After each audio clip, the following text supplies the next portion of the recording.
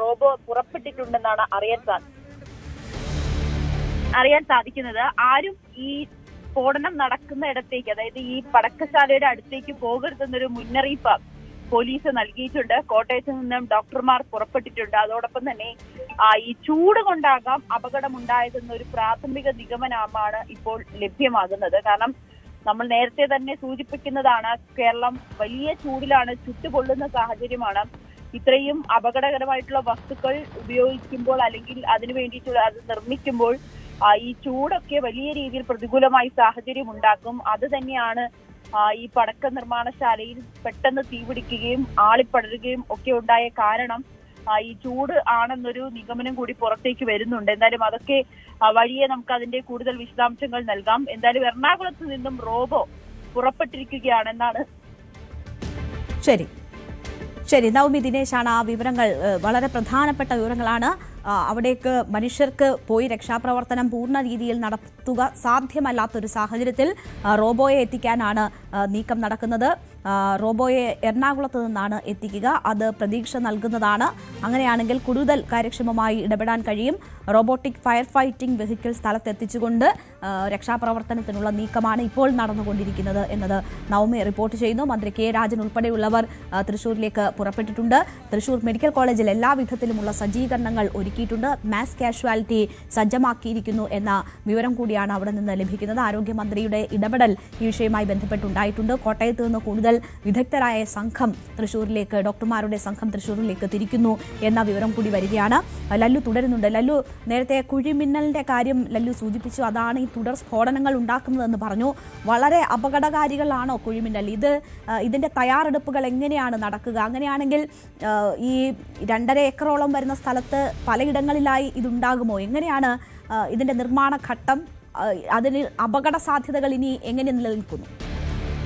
അതായത് രേണുക, നമുക്കറിയാം, ഞാൻ നേരത്തെ പറഞ്ഞ പോലെ നമ്മൾ ഈ ഒരു അമിട്ട് തയ്യാറാക്കുന്നതിൻ്റെ പ്രോസസ്സ് ഈ പലതരം രാസവസ്തുക്കളുമായി മിക്സ് ചെയ്തും പല രാസവസ്തുക്കൾ അരച്ച് ചേർത്തും ഇങ്ങനെയൊക്കെയാണ് പല അമിട്ടുകളും തയ്യാറാക്കുന്നത്. നേരത്തെ പറഞ്ഞ പോലെ അമിട്ടുകളുടെ വർണ്ണം, വ്യാസം, തിളക്കം ഇതൊക്കെ അനുസരിച്ച് ഈ ചേർക്കുന്ന മരുന്നുകളുടെ രാസവസ്തുക്കളുടെ അളവിലും തൂക്കത്തിലും മാറ്റം ഉണ്ടാകും.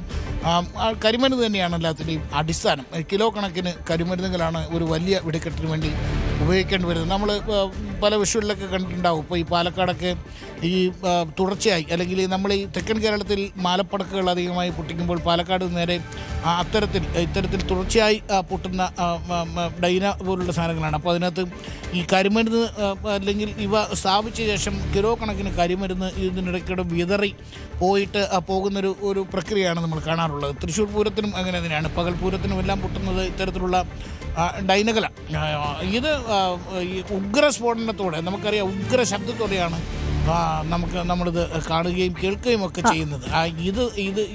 ഈ തയ്യാറാക്കി വെച്ചിരിക്കുന്ന സാധനങ്ങൾ തന്നെയാണ് ഞാനൊന്ന് ഇടപെടുകയാണ്. ഇപ്പോൾ മുഖ്യമന്ത്രി വിഷയത്തിൽ ഇടപെട്ടിരിക്കുന്നു എന്ന വാർത്തയാണ് നമുക്ക് ലഭിക്കുന്നത്. ഈ ചികിത്സാ സഹായത്തിന് സർക്കാർ സംവിധാനങ്ങൾ ആകെ സജ്ജമാകാനുള്ള നിർദ്ദേശം മുഖ്യമന്ത്രി നൽകിയിരിക്കുന്നു. എല്ലാ ചികിത്സാ സഹായങ്ങളും ലഭ്യമാക്കാൻ സർക്കാർ സംവിധാനങ്ങളെ ആകെ സജ്ജമാക്കണമെന്ന ഒരു നിർദ്ദേശമാണ് മുഖ്യമന്ത്രി നൽകിയിരിക്കുന്നത്. മുഖ്യമന്ത്രി ചീഫ് സെക്രട്ടറിയുമായി ഈ വിഷയം സംസാരിച്ചു എന്ന് മനസ്സിലാക്കുന്നു. പൊള്ളലേറ്റവർക്ക് വിദഗ്ധ ചികിത്സ ലഭ്യമാക്കാൻ ആവശ്യമെങ്കിൽ കൂടുതൽ സംവിധാനങ്ങൾ സംസ്ഥാനത്തിന് പുറത്തുള്ള ആശുപത്രികളിലെ വിദഗ്ധ ഡോക്ടർമാരുടെ സേവനം വരെ ഉപയോഗപ്പെടുത്താനുള്ള സാഹചര്യവും സാധ്യതയും പരിശോധിക്കാനാണ് മുഖ്യമന്ത്രി ഇപ്പോൾ ആവശ്യപ്പെട്ടിരിക്കുന്നത്. രക്ഷാപ്രവർത്തനത്തിന് ആവശ്യമായ എല്ലാ നടപടികളും സ്വീകരിക്കുന്നു. ഇത് മോണിറ്റർ ചെയ്യാൻ പ്രത്യേക സംവിധാനം ഒരുക്കിയിട്ടുണ്ട് എന്ന് അറിയിക്കുകയാണ്. പോലീസ്, ഫയർ ആൻഡ് റെസ്ക്യൂ, ആരോഗ്യ വകുപ്പുകളുടെ എല്ലാ സംവിധാനങ്ങളെയും, റവന്യൂ, ദുരന്ത നിവാരണ വകുപ്പുകളെയും ഏകോപിപ്പിച്ചുള്ള പ്രവർത്തനങ്ങളാണ് നടക്കുന്നത്. മരണമടഞ്ഞവരുടെ വിയോഗത്തിൽ മുഖ്യമന്ത്രി അനുശോചനവും രേഖപ്പെടുത്തിയിരിക്കുന്നു. എന്തായാലും മുഖ്യമന്ത്രി ഇടപെടുകയാണ്. സംസ്ഥാനത്തിന് പുറത്തു നിന്നുള്ള വിദഗ്ധ ഡോക്ടർമാരുടെ സഹായവും സഹകരണവും വേണ്ടി വരികയാണെങ്കിൽ അത് ഉറപ്പാക്കാൻ കൂടി നിർദ്ദേശിച്ചിരിക്കുന്നു. ചീഫ് സെക്രട്ടറിയുമായി ഈ കാര്യങ്ങൾ മുഖ്യമന്ത്രി സംസാരിച്ചിരിക്കുന്നു എന്നതാണ് മനസ്സിലാക്കാൻ കഴിയുന്നത്. ചികിത്സാ സഹായത്തിന് എല്ലാ വിധത്തിലുമുള്ള സജ്ജീകരണങ്ങൾ ഒരുക്കാനുള്ള ഒരു നിർദ്ദേശമാണ് മുഖ്യമന്ത്രി ഇപ്പോൾ നൽകിയിരിക്കുന്നത്. വളരെ ഗൗരവത്തിൽ തന്നെ സർക്കാർ ഈ സാഹചര്യങ്ങളെ കാണുന്നു. ഇപ്പോൾ പോലും നമുക്ക് എന്താണ് അവിടെ സംഭവിച്ചിട്ടുള്ളത് എന്നതിൻ്റെ ഒരു പൂർണ്ണ ചിത്രം ലഭ്യമല്ല. 40ഓളം പേർ അവിടെ ഉണ്ടായിരുന്നു എന്ന് സംശയിക്കുകയാണ്. പക്ഷേ ഈ അപകടം നടന്ന് ഏതാണ്ട് 2 മണിക്കൂർ പിന്നിടുമ്പോഴും നമുക്ക് അവിടെ എന്ത് സംഭവിച്ചു എന്നത് കൃത്യമായി വിലയിരുത്തുക സാധ്യമായിട്ടില്ല. ഇപ്പോൾ ഡ്രോൺ സംവിധാനങ്ങളൊക്കെ ഉപയോഗിച്ചുകൊണ്ടുള്ള ഒരു പരിശോധനയിലേക്ക് കാര്യങ്ങൾ നീങ്ങുന്നു എന്നതാണ് മനസ്സിലാക്കുന്നത്. അവിടെ മനുഷ്യർ നേരിട്ടെത്തി നടത്തുന്ന രക്ഷാദൗത്യം എന്ന് പറയുന്നത് വളരെ അപകടം പിടിച്ചതാണ് എന്ന ഒരു വിലയിരുത്തലിലാണ് ഉള്ളത്. കാരണം തുടർ സ്ഫോടനങ്ങൾ ഉണ്ടായിക്കൊണ്ടിരിക്കുകയാണ്. അത് കൂടുതൽ അപകടങ്ങൾ വരുത്തിവെച്ചേക്കാം എന്ന് മനസ്സിലാക്കിക്കൊണ്ടാണ് ഇപ്പോൾ റോബോട്ടിക് സാങ്കേതിക വിദ്യ ഒപ്പം തന്നെ ഡ്രോൺ സംവിധാനങ്ങളൊക്കെ ഉപയോഗിച്ചുകൊണ്ടുള്ള ഒരു പരിശോധനയിലേക്ക് കാര്യങ്ങൾ നീക്കുന്നത്. ഇപ്പോഴും അപകട സാധ്യത ഒഴിഞ്ഞിട്ടില്ല. അവിടെ തുടർ സ്ഫോടനങ്ങൾ ഉണ്ടായിക്കൊണ്ടിരിക്കുകയാണ്. ആദ്യമുണ്ടായ സ്ഫോടനം അത് ഏതാണ്ട് കിലോമീറ്ററുകളോളം അതിൻ്റെ പ്രകമ്പനം അനുഭവപ്പെട്ടു എന്നതാണ് മനസ്സിലാക്കുന്നത്. അത്ര വലിയ സ്ഫോടനമാണ് ഉണ്ടായിട്ടുള്ളത്. 5 വെടിപ്പുരകളായിരുന്നു അവിടെ ഉണ്ടായിരുന്നത്. ഏതാണ്ട് 40ഓളം പേർ ഉണ്ടായിരുന്നു എന്ന് മനസ്സിലാക്കുന്നു. ഇപ്പോൾ നമുക്ക് ലഭിക്കുന്ന വിവരമനുസരിച്ച് തൃശൂർ മെഡിക്കൽ കോളേജിലേക്ക് 24 പേരെ എത്തിച്ചിട്ടുണ്ട് എന്നതാണ് മനസ്സിലാക്കുന്നത്. അതിൽ 17 പേരുടെ നില അതീവ ഗുരുതരമാണ് എന്ന വിവരം കൂടിയുണ്ട്. അപ്പോൾ വളരെ വലിയ പരിക്കുകളോടെയാണ് ഈ 17 പേരെ എത്തിച്ചിരിക്കുന്നത്. നിസ്സാര പരിക്കുകളോടെ 2 പേർ വാർഡിലുണ്ട് എന്ന് മനസ്സിലാക്കുന്നു. അപ്പോൾ എത്ര പേർക്ക് അവിടെ നിന്ന് ഓടി രക്ഷപ്പെടാനായിട്ടുണ്ട്, എത്ര പേർ ആ അപകട സമയത്ത് അവിടെയുണ്ട് എന്നതൊക്കെ ഇപ്പോഴും കൃത്യമാക്കാൻ കഴിഞ്ഞിട്ടില്ല. എന്തായാലും വലിയൊരു അപകടം തന്നെയാണ് അവിടെ സംഭവിച്ചിരിക്കുന്നത് എന്ന കാര്യത്തിൽ സംശയമില്ല.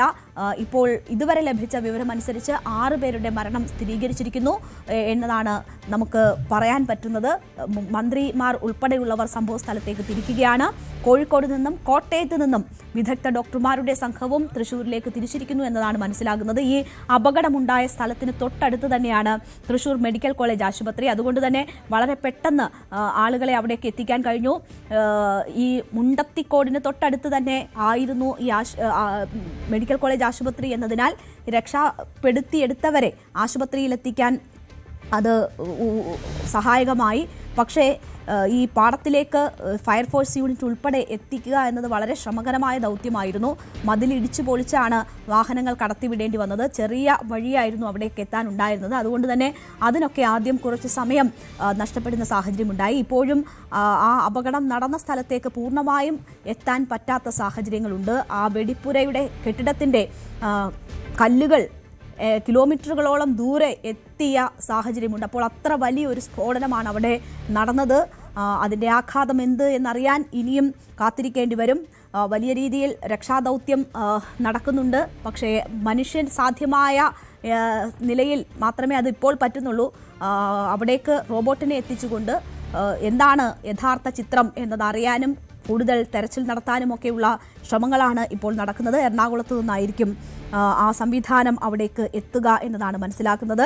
എന്തായാലും ഇന്ന് ഉച്ചയോടെ ഉണ്ടായിട്ടുള്ള ഈ അപകടം വലിയൊരു ദുരന്തമാണ് സമ്മാനിച്ചിരിക്കുന്നത്. തൃശ്ശൂർ പൂരത്തിനായുള്ള എല്ലാ ഒരുക്കങ്ങളെയും കാത്തിരിപ്പിനെയുമാണ് സങ്കടത്തിലേക്ക് അത് വഴിമാറ്റി വിട്ടിരിക്കുന്നത്. ഇതുവരെ 6 മരണം സ്ഥിരീകരിച്ചിരിക്കുന്ന സാഹചര്യമാണ് ഉള്ളത്. നമ്മൾ നേരത്തെ സൂചിപ്പിച്ചതുപോലെ തന്നെ കോഴിക്കോട് നിന്നും കോട്ടയത്തു നിന്നും വിദഗ്ധ ഡോക്ടർമാരെ അവിടേക്ക് എത്തിക്കുന്നു. മുഖ്യമന്ത്രി തന്നെ വിഷയത്തിൽ ഇടപെട്ടിരിക്കുന്നു. സംസ്ഥാനത്തിന് പുറത്തുനിന്ന് വിദഗ്ധ ഡോക്ടർമാരുടെ സേവനങ്ങൾ ആവശ്യമാണ് എങ്കിൽ അതും എത്തിക്കാനുള്ള സജ്ജീകരണങ്ങൾ ഒരുക്കാനാണ് മുഖ്യമന്ത്രി ഇപ്പോൾ നിർദ്ദേശം നൽകിയിരിക്കുന്നത്. നവമി ദിനേശ് തുടരുന്നുണ്ട്. നവമി, ഡോക്ടർമാരുടെ ഒരു വലിയ സംഘം തന്നെ അവിടേക്ക് എത്തുന്നു എന്നതിൻ്റെ വിവരങ്ങളുണ്ട്. മന്ത്രിമാർ ഉൾപ്പെടെയുള്ളവർ എത്തുന്നു. പ്രത്യേക സാങ്കേതിക സംവിധാനങ്ങൾ ഉപയോഗിച്ചുകൊണ്ടുള്ള രക്ഷാദൗത്യത്തിനുള്ള ശ്രമം നടക്കുന്നു. മറ്റെന്തൊക്കെയാണ് കൂട്ടിച്ചേർക്കാൻ പറ്റുന്ന വിവരങ്ങൾ?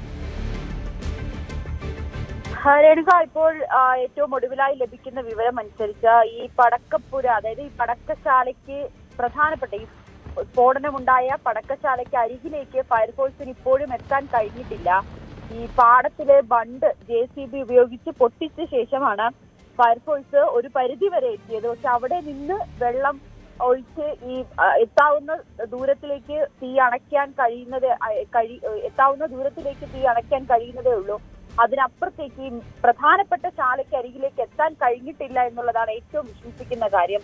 അവിടെയാണ് കൂടുതൽ ആളുകൾ ഉള്ളതെന്നാണ് നമുക്ക് വിവരം ലഭിക്കുന്നത്. അങ്ങനെയാണെങ്കിൽ മരണസംഖ്യ ഇനിയും ഉയരാൻ തന്നെയാണ് സാധ്യത. ഒരു പടക്കപ്പുരയിൽ കൂടി വസ്തുക്കൾ സൂക്ഷിച്ചിട്ടുണ്ട്. അവിടെ കൂടി പൊട്ടുകയാണെങ്കിൽ വലിയൊരു അപകടം തന്നെയാണ്, അല്ലെങ്കിൽ വലിയൊരു സ്ഫോടനമായിരിക്കും ഇനിയും നടക്കാനുള്ളത്. എങ്കിൽ മാത്രമേ ഫയർഫോഴ്സിന് അങ്ങോട്ടേക്ക് പോകാൻ കഴിയുകയുള്ളൂ. കാരണം ഈ രക്ഷാപ്രവർത്തനത്തിന് എത്തുന്നവരുടെ ജീവനും അപകടകരമായിട്ടുള്ള രീതിയിൽ തന്നെയാണ് ഇപ്പോൾ ആ ഒരു പടക്കങ്ങൾ പൊട്ടിക്കൊണ്ടിരിക്കുന്നത്. കൂടുതൽ വാർത്തകൾക്ക് news 18 Keralam YouTube channel subscribe ചെയ്യുക.